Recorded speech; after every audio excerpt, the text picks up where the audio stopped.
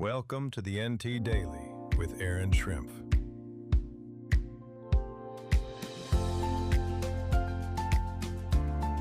Good morning, Jefferson City. I'm Erin Schrimpf, and this is the NT Daily for Tuesday, May 12th. It is busy around mid-Missouri between kids getting out of school, high school graduations, the General Assembly wrapping up this week. We also have a lot going down just down the street here from our building on Madison Street. The Supreme Court will be hearing a few arguments on the new congressional map today. A record turnout this week at the Kick the Stigma race, and a couple of big business changes people around town have definitely been talking about, and we will wrap up with events and district sports update across mid-Missouri. Kelton, did you know Elias's graduation is this week? I am just giving you a heads up because I don't want you to get stuck in traffic over there. No, I'm glad you told me. I had no idea. Kelton has it out for our Crusaders. He accidentally got stuck in the Elias parade this last fall, and he's had it out against my alma mater ever since. So I just want to give you a heads up. I was trapped here for hours. Hours? Hours. I couldn't leave. Hours without food or drink. This is all a precursor to our downtown parking issues too. You were just stuck, blocked in by a bunch of high school kids and families. Anyways, congratulations to the area high schools that still have graduation events this weekend. Before that, this weekend, more than 400 runners and walkers showed up on the Capitol lawn Saturday morning for the 4th annual Capital City Race. It was a record turnout for the event. The race raises awareness and funding for Cole County treatment courts and focuses on breaking the stigma around mental health and substance abuse recovery. The race was started by Jefferson City native Matt Shin, who has been open about his own recovery journey and created the event in memory of a friend. Matt told the News Tribune that the message is simple: to talk about kicking the stigma so that we are not afraid to talk about what people are going through.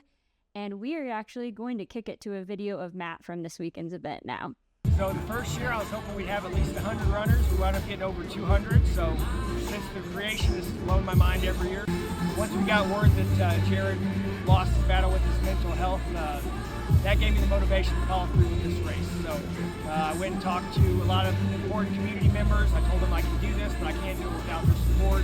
And I've had everybody's support behind me ever since. And as I mentioned this morning, down the street at the Missouri Supreme Court, arguments are beginning in a series of cases tied to Missouri's new 5th congressional map. The court is hearing challenges over whether the map itself is constitutional and whether the implementation of the map should be paused. As a reminder, right now, the new map is what is intended to be on the ballot in August and November of 2026. However, supporters of the referendum to get the map repealed submitted more than 300,000 signatures trying to force the issue onto a statewide ballot to get the new map repealed.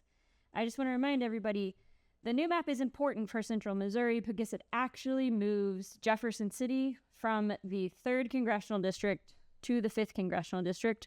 And it actually makes Jefferson City one of the largest, if not the largest town in the new 5th Congressional District because it splits Kansas City into 3 separate congressional districts. So a lot to pay attention to here, particularly because depending on what the Supreme Court decides at the end of these arguments, after hearing arguments today, it's going to heavily depend on what map we are voting on come this election in 26.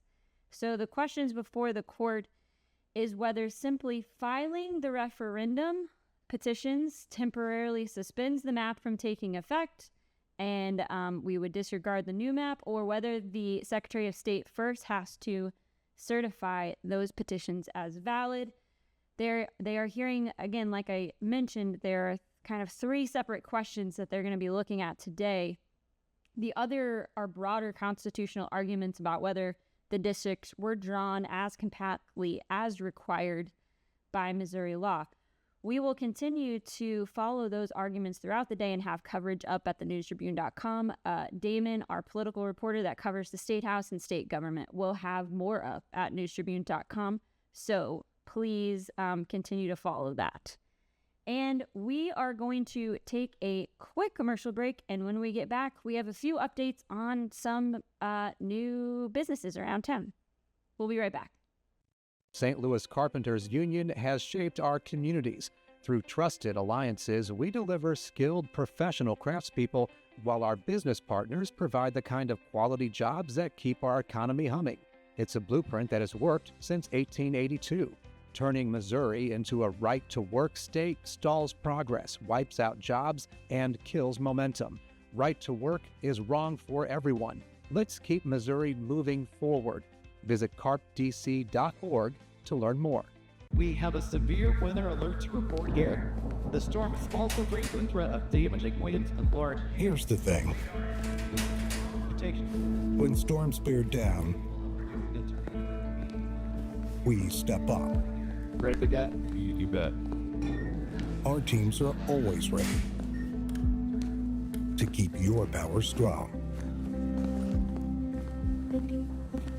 Ameren.com/power-on. Welcome back to the NT Daily. So speaking of things that I was a little surprised by this weekend and things that people around Jefferson City definitely noticed this weekend, we posted on our Facebook about the Schulte sign officially coming down. Contractors removed the longtime red cursive Schulte sign on Friday and replaced it with the Hen House banner as the ownership transition continues at the Southwest Boulevard grocery store. The Schulte family sold the store last fall after having it for decades in Jefferson City. While the name is changing, the new owners say at least one thing is staying the same. And I know this was something that my children were deeply concerned about in my household. The donut recipe will remain the same.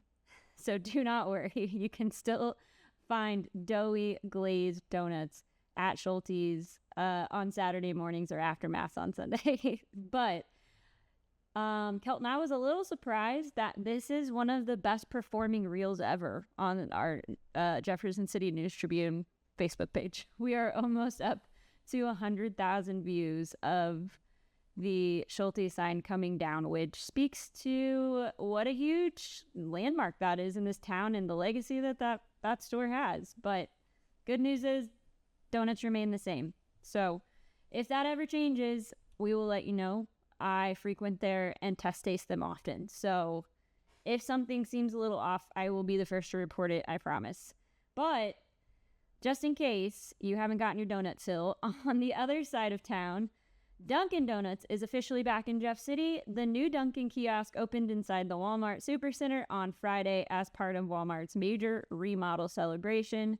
Right now, they've got a full coffee menu up and running. I have heard that there are no donuts yet, but according to the manager, they're still working through the logistics of getting those fresh Dunkin Donuts delivered to the Jefferson City location. So I know a lot of people are probably watching that closely. I can keep an eye on it for you all. A few of us here. Kelton, can you help us keep an eye on whether there's going to be fresh donuts? Absolutely. Okay. Kelton and I will go check it out, okay? So no one worry. We will, I promise, before the end of the week, that NT Daily will report back on whether we have fresh donuts at the new Dunkin' yet. But in the meantime, follow along. We might have to post it on social media first. So a quick reminder about a few things tonight. The second launch party for the Jefferson City News Tribune magazine, JC&T magazine. We have a cocktail hour tonight to unveil our second edition. It's going to be at Bar Vino downtown from 4 to 6. Love our friends at Bar Vino. They're always great hosts. So if you want to come celebrate the unveiling of the cover of the magazine and get a copy of the new magazine, we'd love to see you there tonight from 4 to 6. Sneak peek or sneak info, insider info. We have a local downtown business owner on the cover that I'm very excited for you all to see. It's going to be a good time. So please come out and support us tonight.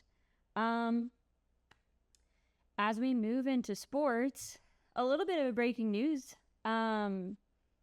Yesterday, the Helias boys golf team had an incredible performance on districts. According to the school, the Crusaders broke the school team scoring record by finishing 1 under par as a team. Each member actually qualified individually for the state tournament, but the team has qualified overall, and all 5 golfers are going to the state tournament next week. I think it's on Monday. So congratulations to the boys Helias golf team. I think even Kelton might give you a congratulations because he knows how hard golf is. So congratulations, guys. We'll look forward to seeing how you all do at state. So more prep sports for tonight. Jefferson City baseball will host Helias for varsity tonight at 5 p.m. Capital City baseball is traveling to Sedalia Smith Cotton for 5:30. Capital City girls soccer will host Father Tolton at 5 p.m. And we will continue to watch district postseason play and schedules and keep you updated on those. Of course, you can always check our socials at newstribune.com. And I also confirmed with the Tom Rackers today that we are going to have the sports editors in here later this week to give a little district rundown before some of our favorite prep sports team head into their district championship games. So stay up to date with us and stay tuned for when we're going to do that. But I'm really excited to hear from our sports writers on what they're watching and how they think some of our area teams are going to do. Before we go, I know that we are past Teacher Appreciation Week. We are past Mother's Day, but you have graduations coming up. We have 8th grade graduations, college graduations, high school graduations. And here at the NT Daily, we know exactly where you can go to get a great gift for the graduate in your life. South Bank Gift Company in downtown Jefferson City is a sponsor of the NT Daily, and Jill can find you the perfect gift for the graduate in your life. So before you head off to those graduation parties, make sure you stop in and see our friends in downtown Jefferson City at South Bank to find the best gift. And that is all. We're going to wrap up for the NT Daily for Tuesday. As always, we want to hear from you all. If you have events, highlights, reader concerns, questions, anything that you want to talk to us about, you can email me at ntdaily@newstribune.com. Otherwise, we will see you tomorrow morning. Have a great day.